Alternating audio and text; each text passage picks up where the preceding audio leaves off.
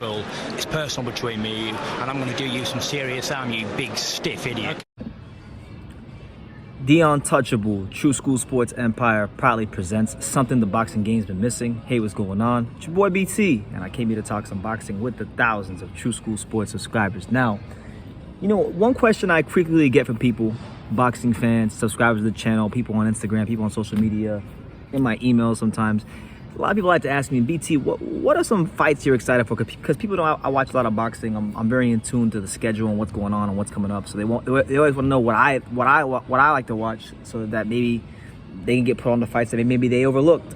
And I'm gonna tell you this card right here, this card right here, you better save the date on this one. Save the date on this one, January 29th, right? January 29th, Tulsa, Oklahoma, ESPN. Two really good fights on this card, and I can't emphasize that enough. You know, the super featherweight division, the 130-pound division, is really heating up with a lot of talent. I love this weight class. It's becoming one of my favorites in boxing, and cards like this are the reason why. So if you don't know, let me be the first to inform you that January 29th, Robson Conceicao, you know, he's coming off of his loss to Oscar Valdez, who we all know was on that flat tummy T that didn't even work. And basically, the WBC let him do whatever he wanted. No penalties, no fines, no punishments, no warnings, no nothing. Just, you know, you're all good, Oscar. Fought Robson Conceicao, got outclassed, completely outclassed, got a good decision. So, you know, Robson Conceicao got the first loss of his career, but he's going right back into it. And they're putting him in tough. They are putting him in tough, his next fight, as he's fighting the young, hungry, hard-punching, heavy-handed, sharp, precise Xavier Martinez. And listen, man, if y'all haven't seen an Xavier Martinez fight, man, y'all really missing out. Really good fighter, 17-0, 11 KO, Sacramento, California, stand up. Really good fighter. You know, I had a chance to watch Xavier's last two fights when they happened, against Claudio Marrero and Juan Carlos Burgos. And particularly in that Juan Carlos Burgos fight, you know, Burgos is one of these tough, durable Mexicans who's never been stopped. And that was a fight where they stood toe-to-toe. They fought. You know, they really went to war in that fight. And the difference in that fight was Xavier Martinez's his precision. Not just his power, but his precision, his ability, his subtle ability to set up those punching angles, those little openings, and see those openings and exploit them instantly. You know, he's a really smart fighter, very heavy-handed, very explosive. I think against a fight like Robson Conceicao, it makes for a good style matchup, because Conceiaco, he can be in the pocket and make you miss at will, as he showed with Oscar Valdez. Martinez is going to be looking to fight in the pocket at will and hurt Conceiaco. So that makes this a great fight. That's the main event of the fight. The co-main event of the fight is I might actually be more excited for the co-main event than I am for the main event, which is saying something, because I'm really excited for the main event. But the co-main event, you know, you guys know when it comes to, you guys see the jersey I'm wearing. I'm from Miami. I'm from Dania Beach. I'm from Dania Beach, Florida. Broward County, stand up. South Florida, stand up. I'm a South Florida boy. So anytime we get one of our own local fighters, local products from the South Florida gyms, you know, I always get excited for their fights when they're on TV, because, you know, it's not every day that happens. And this is no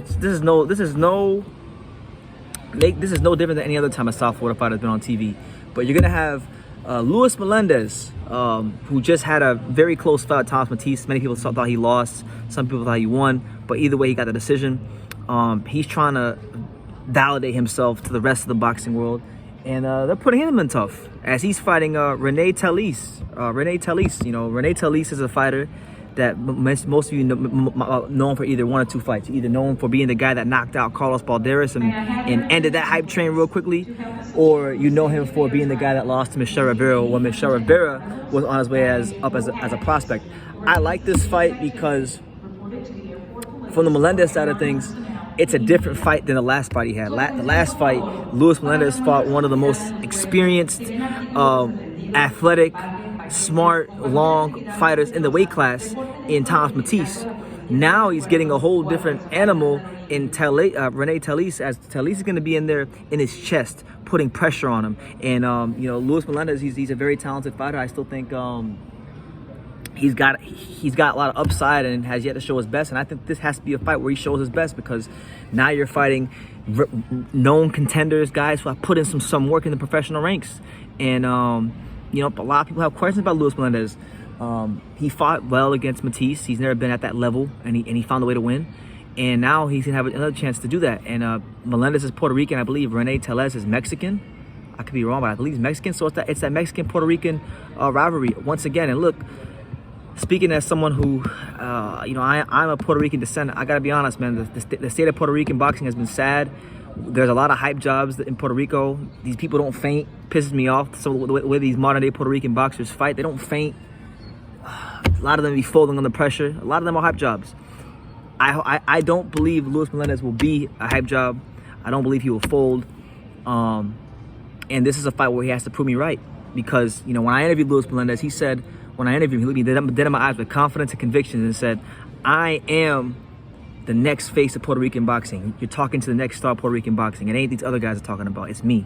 So this is a fight where he's got to prove it against a tough, formidable, gritty, hungry, Mexican, Azteca warrior in Rene Tellez. So if you want to know about what fight cards I'm excited for, this is like one of the top ones. This might be the top one for January because it's just good to see good quality matchups in a weight class that just has so much talent all the way around.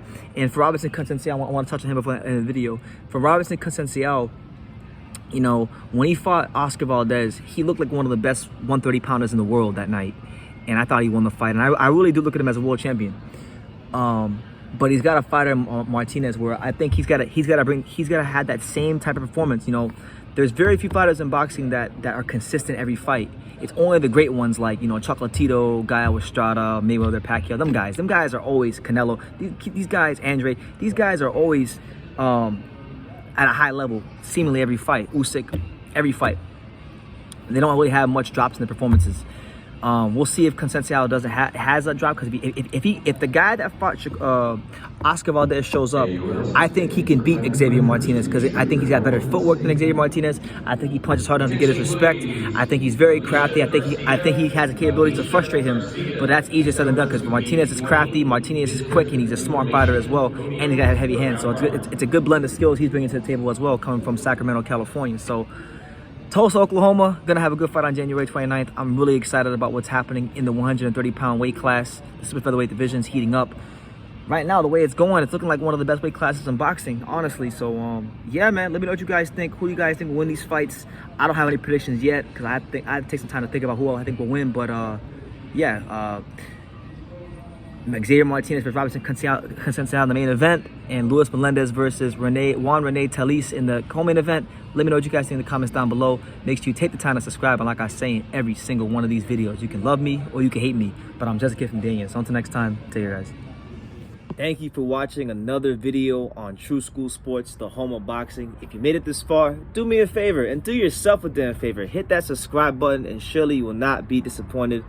True School Sports bringing you the latest and greatest, the untouchable, boxing content, interviews, news videos, breakdowns, live fight reaction extravaganza. We've got a great community of people here, boxing fans all over the world, from America to the UK to Australia, and on and on and on. So join the empire today. Hit that subscribe button. Take care and God bless.